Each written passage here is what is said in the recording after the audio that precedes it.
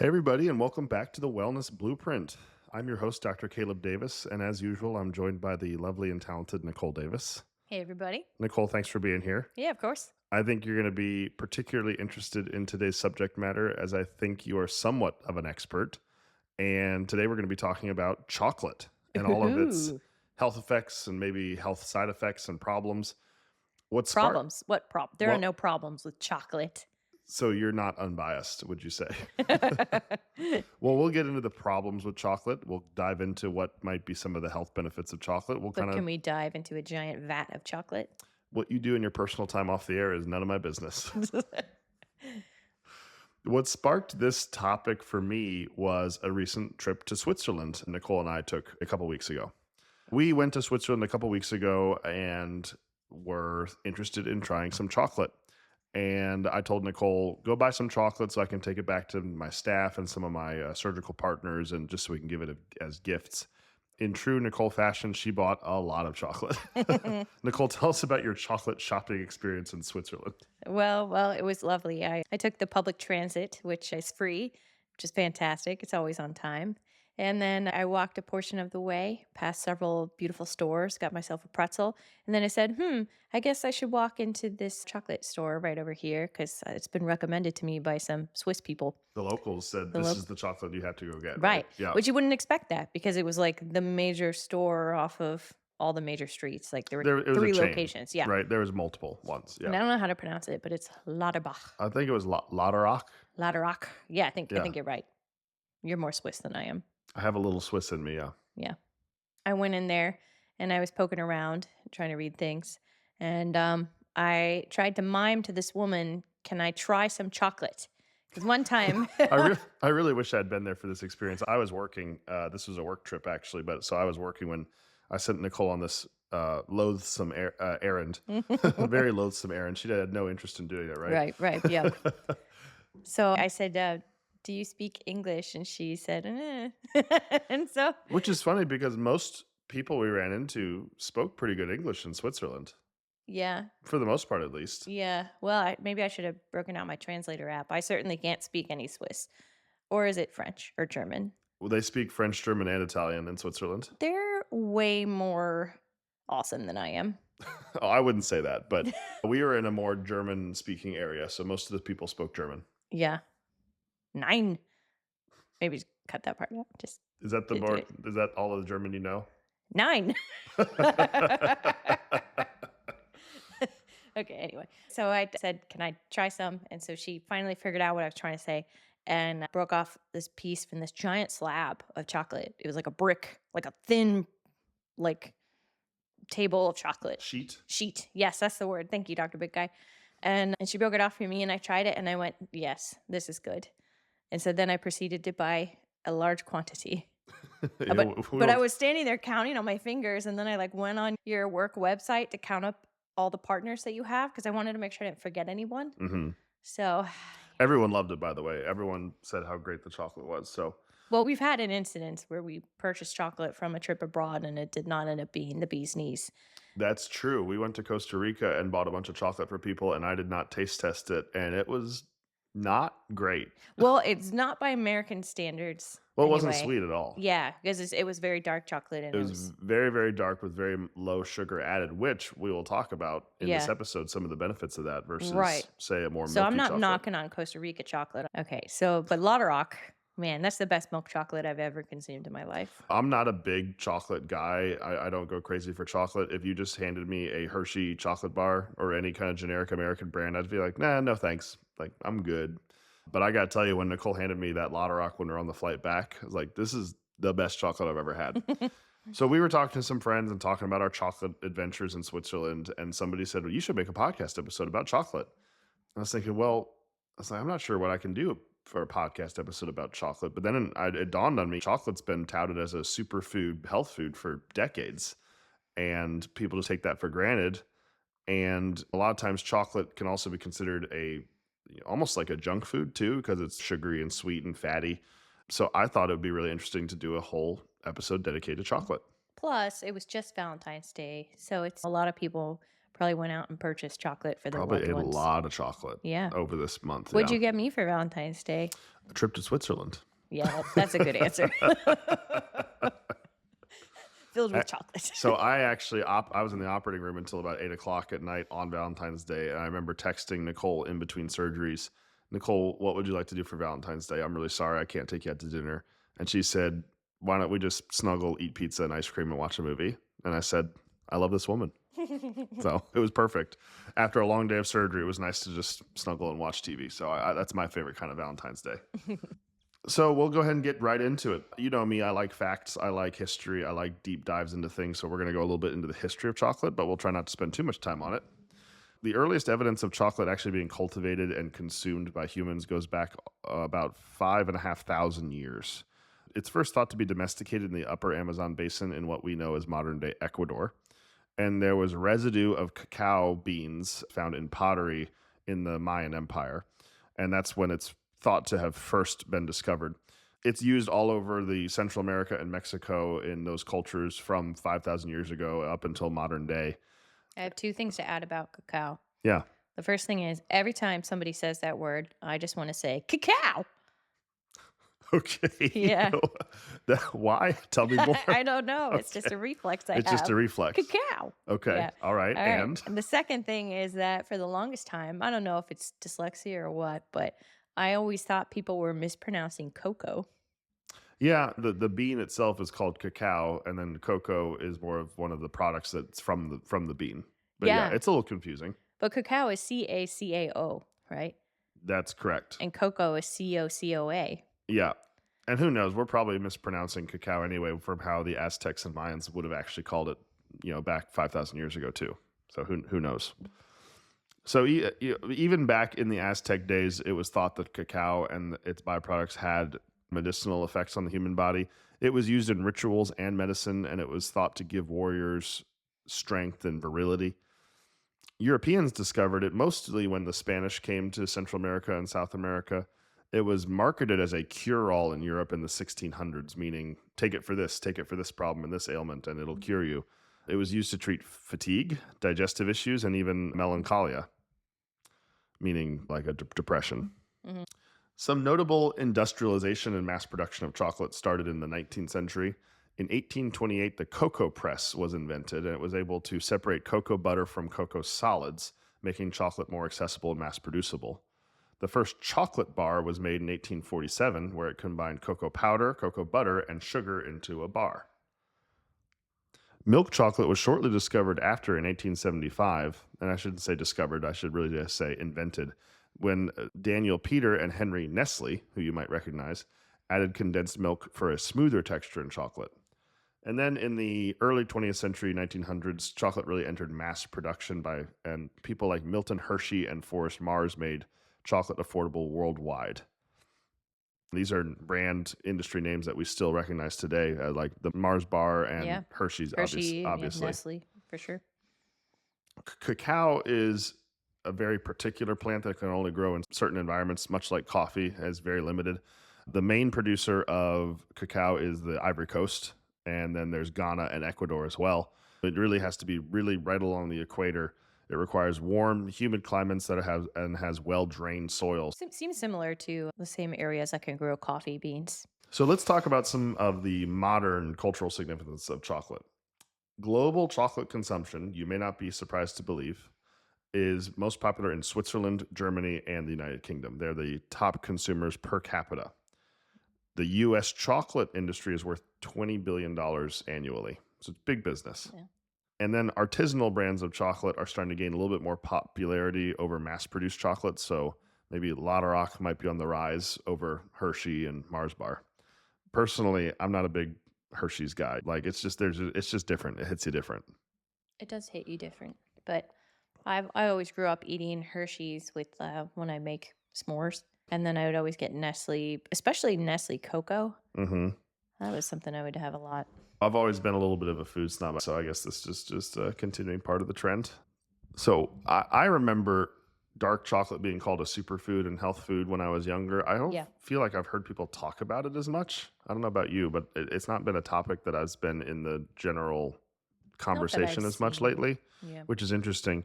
But as we develop more and more health food, as the health food industry becomes more of a prevalent sub-market, and as people become more health conscious, they're also starting to develop more alternative chocolate type products like sugar-free chocolate and high protein chocolate and plant-based chocolate that has no milk, no cow milk. Obviously, cacao is a plant product, but a lot of chocolate has milk in it. So they're trying to find more vegan friendly options. So that's something that's a growing trend in chocolate as well. But I think we've talked about the origins of chocolate enough. We've rambled a little bit as we are wont to do. Let's talk about some of the health benefits that may arise from consuming chocolate. So we'll dive into each one of these topics separately, but there have been claims that chocolate can aid in cardiovascular health, improving blood vessel function and decreasing cholesterol. There's talk of brain function like mood, memory, neuroprotection, meaning you're not having as much cognitive decline with age. As we mentioned, mood and mental health. Chocolate's been said to contain serotonin precursors that may help with mood. It's even been suggested that dark chocolate and other chocolate type products can help with blood sugar stabilization and help prevent diabetes. There's also a lot of talk about cocoa butter being good for your skin and possibly having UV protection effects as well. And if not UV protection, then maybe moisturization or collagen production, giving you a thicker, more supple skin. Yeah, I do see a lot of products for body washes and such that have cocoa butter in it. Yes. And so there's a lot of those claims as well. We're talking about cocoa butter, we're talking about cocoa powder. Do you know the difference? Because I had to look all this up for this episode. I just assumed that one was liquefied and the other was in a powdery form. But no, I couldn't tell you. Okay, well, I'm glad that I'm not the only one because my resident chocolate lover here doesn't know either. So I feel a little bit better. But I did have to look this up. Cocoa butter is the fat that gets extracted from cocoa beans. So it's just a part of the bean. It's not liquid form and powder form. Okay. So it's obtained by pressing roasted cocoa beans and separating the fat out from the solids. So it's a yellow, pale yellow in color. It's smooth and creamy. It melts at body temperature, much like saturated fat and other types of fats. It's considered high in quote unquote healthy fats like stearic acid and oleic acid. And it's used in cosmetics, chocolate making, and a lot of skincare products. It provides that smoothness and rich, glossy texture you think of in chocolate bars. Right. Cocoa solids are the non fat components that are separated out from the cocoa bean, including the cocoa powder and all of the compounds that are responsible for its flavor and its bitterness. And this is more where you think of all the healthy different chemical compounds in chocolate are really found in the solid part of the product and not so much the cocoa butter part of the product. It's dark brown, it's bitter, it has a very strong cocoa flavor, it's rich in the antioxidants, the flavonoids, and the caffeine.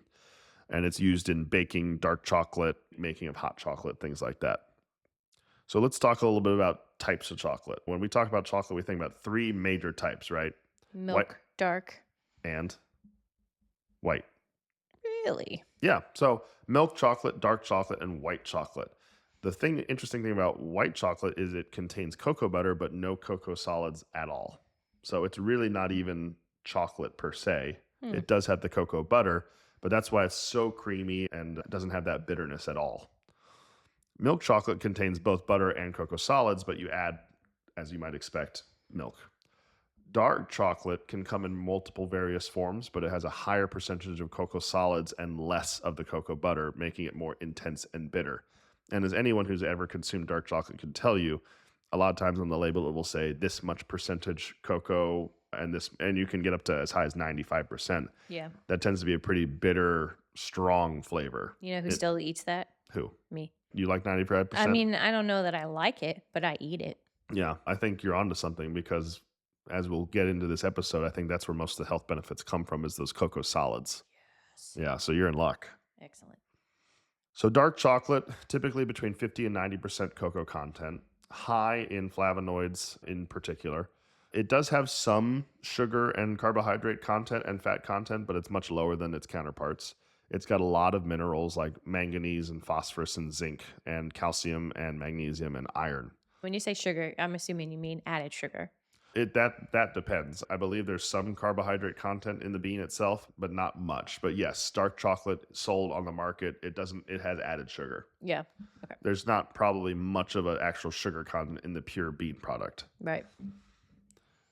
Milk chocolate is anywhere between 10 and 50% cocoa solids, so it's a much lower level, and they usually add milk and sugar in a higher degree, which makes it higher in calories and higher in sugar.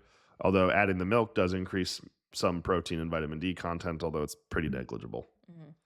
Then when you're talking about white chocolate, most people aren't claiming that it has any health benefits whatsoever, so you can Kinda gloss over just that. always thought white chocolate was just chocolate with extra flavor to make it look white, like flavor and additives. I didn't Like just lots realize and lots of milk.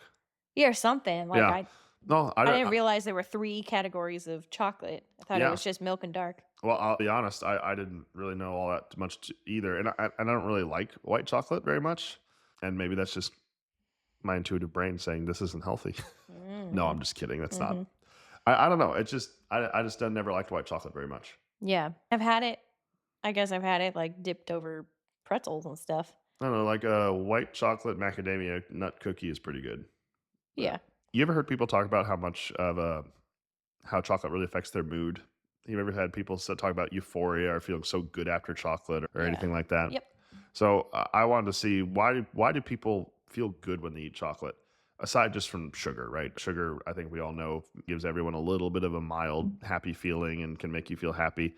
But there are actually some psychoactive compounds found in chocolate that can directly affect your mood. It's not just sugar. There's theobromine, which is a stimulant similar to caffeine but much more mild. It increases heart rate and has a very mild mood enhancing effect. It can cause some slight euphoria and alertness. Then there is just straight up caffeine that we're all used to. It's in small amounts, especially in dark chocolate and higher concentrations. And it's a central nervous system stimulant. We did a whole episode on caffeine that you can go back and listen to. We can go a little bit more in detail on that. Then there's a compound called anandamide. It's also called the bliss molecule. It's a Ooh, fatty acid neurotransmitter that interacts with the cannabinoid receptor, CB1. that's a lot. Okay. Well, it's cannabinoid, think it's related to what marijuana and THC might interact with. And it has a Oh, so cannabis? yeah, that's what cannabinoid refers to. Well, I'm a normal person and I did not catch that. You're a normal person? Okay, no, I am a non-medically educated person. Okay. Okay, sorry. Cannabinoid is referring to things like Can compounds found in cannabis. okay, Yeah. great. This also has a mild euphoric and mood enhancing effect, similar to cannabinoids produced naturally in the brain, because that is a compound that's also found in the brain naturally. Mm. There's also a compound called phenylethylamine. We'll say PEA for short because phenylethylamine is a little bit harder to say. This promotes that release of dopamine and serotonin in the brain. This is sometimes called the love drug, and it's associated with feelings of pleasure and attraction. It's quickly metabolized, and so its side effects are short lived. There's also the chemical tryptophan, which we're all familiar with because people talk about it in turkey and it making you sleepy. This is an amino acid and it's a precursor to serotonin. And some people have contributed this to chocolate's comforting and mood boosting properties. Mm. I forget the word where it you can have certain scents or flavors and they're supposed to stimulate eroticism. Do you remember the word? An aphrodisiac? Yeah. So is chocolate supposed to be an aphrodisiac? Leave it to Nicole to bring up an aphrodisiac. Because Well, it's Valentine's Day and look it chocolate's up. given to people. I mean, it does have the love, that love drug. I know. The feelings of euphoria, serotonin, dopamine, and also the fact that it can be a mild vasodilator. All of these things could be combined. You know, Remind us non-medical people what a vasodilator is, please. vasodilator means your blood vessels become opened and allowing more blood flow to places. So that could potentially be something that might aid in, shall we say, Romantic matters efforts. of the heart, amorous activities.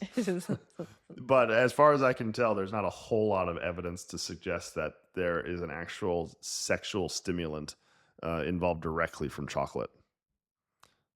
All right. I'm just surprised because it's always associated with Valentine's Day. Yeah, well, so are diamonds, Diamonds on Valentine's Well, Day? diamonds, you give diamonds to people you love, is what I mean. Like Oh. jewels. Well, that's just really good marketing. Yeah, well, I think that's the same for chocolate.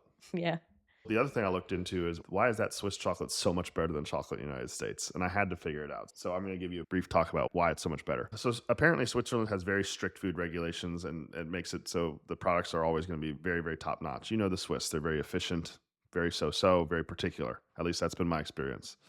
So they have very high quality cocoa beans. They use fresh alpine milk and pure cocoa butter, and they avoid any sort of cheap additives and substitutes. Mm, sounds delicious. Apparently, this has been a huge part of Swiss culture for the last 200 years. So there's been some key innovations that were developed in Switzerland regarding chocolate. There's a process called conching, which was invented by Rodolphe Lindt, another name you Ooh, may lint. recognize, in Yeah. 1879. This process involves continuous churning and aerating of chocolate to create a very smooth, creamy texture. And then another Swiss gentleman by the name of Daniel Peter developed milk chocolate in the 19th century using condensed milk from the Swiss Alps, which gave it a richer, creamier taste compared to other versions. Apparently, the milk up in the Alps is just top notch. I don't know if it has something to do with the cows up in the high altitude or We should have found a cow while we were out there and just gave it a taste. some raw milk.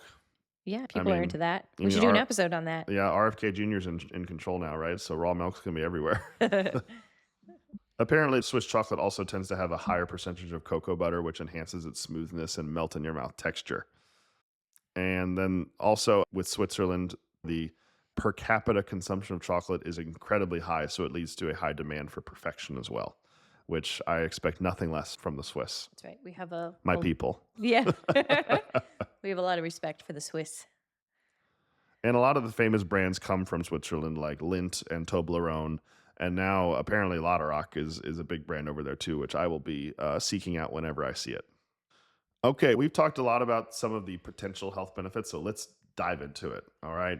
Nicole, feel free to stop me whenever I say something that doesn't make any sense. So let's start with cardiovascular health. Heart health is always such an interesting topic because it is the number one killer of United States adults. So it's always something that's top of the list for things that we might be able to improve. So dark chocolate's been reported to supposedly help cardiovascular health. Some of those flavonoids we had talked about, some of the compounds found in dark chocolate and cocoa powder, are supposed to increase nitric oxide, which is a naturally occurring compound in your body that helps improve blood flow. Most heart disease, Is that the vasodilator? yes, Okay. nitric oxide is a vasodilator. Most heart disease, when you think of a heart attack, is lack of blood flow to heart tissue. So, increased blood flow to the heart may help reduce blood pressure problems, chances of heart attacks, and maybe even what we call peripheral blood flow, meaning blood flow to your hands and your feet and your extremities. Quick question. This is a nerd question. In Harry Potter, when the Dementors came out and they started to affect Harry, Professor Lupin would always give him some chocolate and that would make him feel better. Is that because when you're feeling faint, your veins are like constricting? And then with the chocolate, it's like a vasodilation thing? I'm sure when Miss Rowling was writing the book, she had very scientific basis for that. I'm absolutely positive. Yeah. When the werewolf man gave the magic boy chocolate because that weird demon thing was trying to suck his soul out, I'm sure it's all very scientifically based.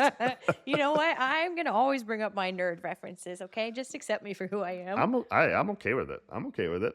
I'm just saying, just like when you asked how Wolverine's bones work, don't know how to answer that question. You had a great answer last time, so I figured. Yeah. So if you are feeling faint, does that mean that your veins are constricted? There's so many ways to answer that question. What I'm going to say, if you're having a heart attack, you should have a bar of chocolate and you'll be safe. Safe. That's what I'm going to say.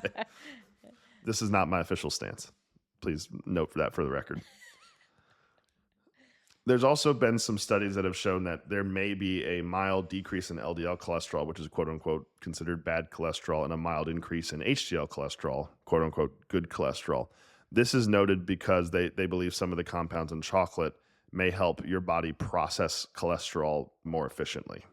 In the American Journal of Clinical Nutrition in 2012, there was a large 42 randomized controlled trial meta-analysis looking at a large group of people that did show that regular dark chocolate consumption did decrease blood pressure. Hmm. And there's also another study in the Natural Scientific Reports Journal in 2023, which was a long-term cohort study showing lower incidence of general heart disease in regular consumers of dark chocolate. There is some data that would suggest that there is some cardioprotective effects of dark chocolate. Now, it has to be noted, unfortunately, since milk chocolate's the most popular, a lot of those health benefits significantly decrease as you drop the cocoa content and raise the sugar content, Sure. as you might imagine. Most of these studies look at a higher percentage of cocoa dark chocolate, unfortunately, because milk chocolate is delicious. So, can chocolate boost cognitive function? Is it good for your brain? Just like we talked about nitric oxide increasing blood flow to your heart, it also enhances cerebral blood flow, so blood flow to your brain. It also may reduce neuroinflammation, generalized inflammatory markers in your brain, which could be protective against things like Parkinson's disease and Alzheimer's disease. A lot of these things, when we study, we show that it increases blood flow to the brain. That's all well and good. We can see that and actually observe that. The question is, does it long term protect people? Because just because we see one principle doesn't mean it carries over to long term benefits. So that's not quite fully been parsed out yet. What I'm saying is, we can observe that dark chocolate can increase blood flow to the brain. The question then begs, does that increased blood flow actually protect you from Alzheimer's disease long term if you regularly consume dark chocolate? I don't think we have a definitive answer to that yet.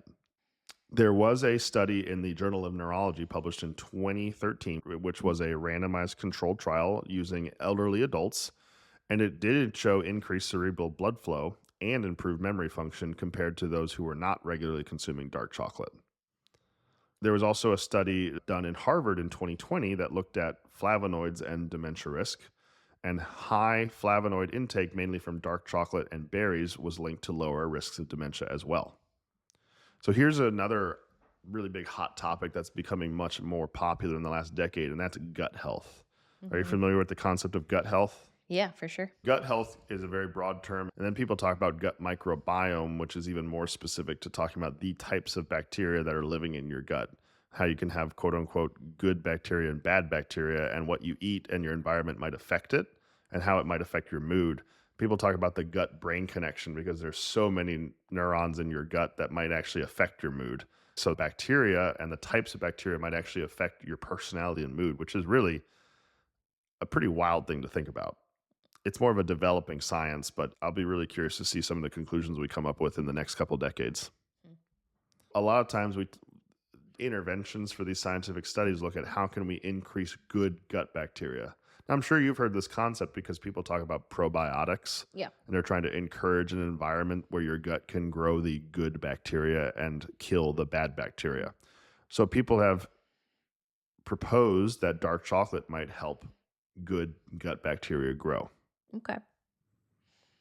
Sounds like we need to buy some more dark chocolate. I think so. So far, all these studies have shown me if I don't want to have a heart attack or have my soul sucked out by a Dementor, then I need to eat more chocolate. Yeah, pretty much. You're welcome. Thanks, JK. There was a study in the American Journal of Clinical Nutrition in 2011 found that high flavonoid content from cocoa selectively increased good gut bacteria. Now, this was mostly done in animal studies and also in vitro, meaning they took the bad and good bacteria to petri dish and applied some of these compounds, and it would let the good bacteria grow and the bad bacteria not grow. And so it's not directly applied in human studies yet so much in that particular study. Then we come to mental health and mood. We talked a little bit about the psychoactive compounds of chocolate already. People talk so much about being in a better mood after they eat chocolate, so this was a particularly interesting topic to me. Hmm. Do you feel like when you eat chocolate, you're in a better mood? Yeah, and I never really thought about it in terms of is it just the fact that I'm eating chocolate and it feels like a treat, and therefore that makes me feel better, or Like the actual chocolate itself. you're saying that any kind of sugary, sweet, nice treat could have the same effect potentially. It doesn't have to be chocolate, Anything that I associate with happiness, yeah, like like bread, or ice cream, yeah, something like that. yeah, Yeah. like Well, good home baked bread, I'm not which going to I'm actually rehash. in the process of baking. It's going to be Is delicious. it baking now or rising? It's rising. The It's bread, rising. the bread is rising. I think we could write a book called Hot Bread Rising or something. It sounds like an epic novel. Hot bread. Chocolate bread. You ever had a chocolate babka? Maybe. That's one of my favorites. Is that would you get that from Trader Trader Joe's? Joe's had a really good chocolate I babka probably bread. have had it then if you've had it. Yeah. It's probably healthy. Prob- It's probably good for you. yeah. So I'm not going to rehash too much on some of these psychoactive chemicals found in chocolate, but I will talk about some of the studies. So chocolate's reported to be able to reduce stress and improve your mood. And there was a study in the Journal of Affective Disorder in 2006. It was an observational study on chocolate consumption and mood. It showed that frequent chocolate consumers reported lower stress levels. There's a large sample size. There was over 1,000 people who answered this questionnaire. However, just like most observational studies, incredibly open to interpretation and subjective bias because it's just self-reported measurements. But it is self-reported that regular consumers of chocolate have better moods and lower stress levels. On the slightly more scientific study, there was another study that I read about during research for this episode that talked about decreased urinary cortisol levels. As we know, cortisol is Stress. associated with high stress, Hmm. and regular chocolate consumers showed decreased urine cortisol levels over time when they were started consuming chocolate. So is this cortisol that can be found in your urine, or is this like a really stressed out person urinating, or is Well, this there's always going to be trace levels of cortisol in your urine. There's different ways of testing cortisol. You can do it in your saliva, your urine, directly from your blood. So urine is just a much less invasive way of measuring your cortisol. okay? So that's just the way that the people who designed this study measured it. Gotcha. Good question. That'd be funny if wouldn't it be funny if only super stressed out people peed cortisol? And it was like, wow, you're really stressed out. You're peeing cortisol like crazy. What color would it be? I don't know. Not Probably chocolate. ugh. If your urine is chocolate colored, you are in trouble. So You're in deep chocolate. you're in deep chocolate. Nice one. Thank you. Diabetes. Now, this is a counterintuitive one, right? Because you think chocolate, sugar, diabetes, bad. However, we're talking mostly about dark chocolate with less sugar. There were some studies that dark chocolate can help increase glucose uptake into muscle cells, which would increase your insulin sensitivity, which, as we know, is a good thing. It also is linked to reduced inflammation. In 2005, in the American Journal of Clinical Nutrition, a randomized controlled trial on people with prediabetes, so not full-blown diabetes, showed that dark chocolate consumption improved insulin sensitivity by 11%, which is a fairly Yeah, that's pretty significant. pretty significant result. So this is a well-controlled study. It is a randomized controlled trial. And so this is a pretty well-designed study that has pretty promising outcomes. Now, I will give the caveat that if you're regularly consuming milk chocolate, you're probably going to have the opposite effect than what you want. So we shouldn't stock up on Lauterock the next opportunity we get. Well, uh, mm, let's just go to Switzerland once a year and just have our chocolate then. Excellent. I love this plan. Now, a lot of the studies on chocolate and skin health that I looked up were just not very conclusive, so I'm not going to spend too much time on this. I think in general, I would not rely on cocoa butter products to keep me safe from the sun, based on what I've read. I will say that just like any other kind of lotion or oil fat product, it does seem to hydrate your skin fairly well. I don't think that we're going to be discovering any miracle anti-aging serums from cocoa butter anytime soon, at least not from the data that I showed. But I could not find any conclusive evidence that cocoa butter is going to make you youthful and care of all of your skin cancer concerns. I think our generation's version of the fountain of youth is actually Botox injections. You tell me more. Well, most women that I have interacted with are familiar with Botox injections, and women as young as in their 20s, from what I can tell, have started doing regular Botox injections to help prevent, I guess, lines. Yeah, it's supposed to prevent wrinkles because you're paralyzing the small muscles in your face from wrinkling. I don't want to get into a whole tangent here, but I think that we're going to regret those decisions later on in life. People starting them so young, that's a relatively safe process, but I'm a little hesitant to see so many people using it so quickly and so young and for so long term. Yeah, That's a topic for another podcast. that'd be an interesting one. Just briefly, let's talk about chocolate and sleep. There are some stimulants in chocolate, both caffeine and theobromine. And this is an alkaloid in cocoa that has a mild stimulant effect and increase your heart rate. Theobromine taken alone can mildly cause sleep disruption, maybe make it a little bit harder to sleep and have a little bit more restless sleep. And as we know, caffeine can certainly do that if consumed in any period close to bedtime. So a lot of the studies that I looked on with chocolate and sleep did show that there can be mild impacts on sleep and difficulty sleeping if consumed close to bedtime. Have you ever taken chocolate at night and felt like it's prevented you from sleeping? No, but I also haven't tried to make a correlation between the. I wonder how much chocolate you really have to eat. And I wonder if I've been eating enough dark chocolate to ever feel that effect. Yeah. I can't say that I eat much chocolate at all in general, although I'm considering eating more of that bitter pure dark chocolate after having done this episode. Let's do it. You want to? Yeah. Do you like That's dark chocolate? No, I prefer if you had to ask me my favorite kind of chocolate, it'd be milk chocolate, Yeah. hands down. But I don't dislike dark chocolate. If you knew it was healthy, would you eat 95% dark chocolate? Yeah. Yeah. Yeah, but it'd be challenging, but I kind of wonder if any of those health benefits go away if you melt the chocolate or if you heat it up in some ways. Hmm.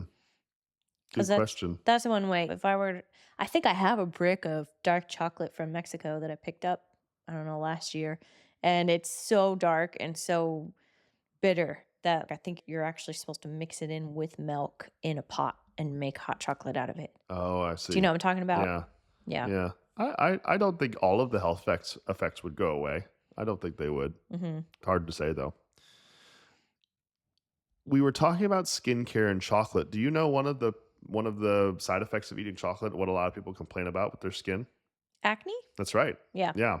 So I looked into this too, and there are some studies that have shown that regular consumption of chocolate does increase skin acne in certain people. Most of the studies that I read were of young men, interestingly enough, Huh. because I think you think more of women eating chocolate for whatever reason. Yeah. Would you say? Yeah, especially around menstrual cycles. Is that right? Is that it's for comfort food? Yeah, comfort food, or maybe just biologically, we know at some level that it's going to help us feel better. Maybe that nitric oxide and the serotonin boosts just actually make you feel better. Yeah. So menstruation and Valentine's Day. Those are when you eat chocolate, right? What about after post amorous activities? I don't know if everyone has that ritual or not. It's a great one, though. As if chocolate wasn't a miraculous compound enough, there are even people who report that it might help reduce cancer risks as well. Oh, You're familiar with the concept of antioxidants? yeah. I know we've talked about this before. I think people know the word antioxidant, but they're not exactly sure what it means. During energy metabolism, free radicals are released into the blood. These free radicals can damage cells and DNA, and antioxidants help basically scrub the body of free radicals. Are blueberries also a really good antioxidant? A lot of berries in general have a lot of antioxidants. So, dark chocolate cocoa also has strong antioxidant properties as well. Nice. There was a study in 2019 from the Molecular Nutrition and Food Research Journal that looked at cocoa flavonoids in having protective effects against colon cancer by reducing inflammation and DNA damage. But this was also done in animal studies and was not reproduced in human studies yet. But it is an interesting route of research. And then in some of the more large population studies, there are various different studies that look at people who consume dark chocolate regularly may have lower risks of cancer. But as we've discussed on this podcast many times, when you look at a group of people and you look at one intervention, it may not correlate with the outcome that you're looking at. Just because somebody does one thing doesn't mean that there's some other factor causing the outcome. In this case, just because someone's eating lots of chocolate and they have less cancer in a certain population, you can't really make that conclusion. So these are always what I would consider a weaker study. But then what makes any of those other studies that you've mentioned more relevant? Well, in medical science, we consider a randomized controlled trial to be the strongest level of evidence. What a randomized controlled trial is, you take two groups of people, you put them in a room, you give one group a thing, and you give another group the other thing or nothing. That's what would be the control. And then you measure what happens to them every day or every month or every year. And so we're actually isolating people and giving them an intervention. In an ideal world, those two groups of people are exactly equal in every single way, except for the intervention that we're looking at. Where when you're just looking at hundreds of thousands of people in a continent, for example, there's so many different factors that you cannot control for. So that's when I talk about weakness of a study or confounding factors, that's what I'm talking about. Okay. You start getting into all this jargon, I'm sure everyone's eyes just glaze over, but these are the things that I think about whenever I read a scientific paper. I'm glad you do, baby, so I don't have to. I'm happy to do it for you, baby. So these same effects in chocolate that we talk about nitric oxide and vasodilation, they've been shown to potentially improve athletic performance as well by increasing oxygen delivery to muscle tissues in your body so that you can have more endurance and explosive energy. Oh, so you need to have some dark chocolate right before your jujitsu. Yeah, not too much though, because I don't want to throw up while I'm being choked. In a study in 2015 in the Journal of International Society of Sports Nutrition, These journals have such long names. Mm. The study demonstrated that consuming dark chocolate improved VO2 max and it increased nitric oxide availability, which enhanced endurance performance. And this showed a measurable impact on sports performance. This is not just a tiny little effect, although these studies are pretty small sample sizes. So you often wonder, can this be reproduced in a normal population and not just with athletes? Or with Harry Potter. Do you think Harry Potter ate chocolate before he would go catch the snitch? Probably. I Yeah. mean, it worked so well for him with the Dementors. Yeah, he probably did.